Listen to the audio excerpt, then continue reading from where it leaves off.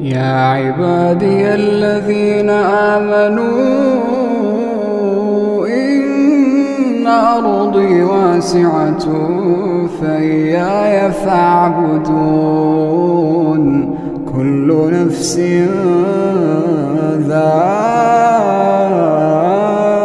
ذائقة الموت كل نفس ذائقة الموت ثم إلينا ترجعون والذين آمنوا وعملوا الصالحات لنبوئنهم من الجنة غرفا تجري من تحتها الأنهار خالدين فيها نعم أجر العاملين.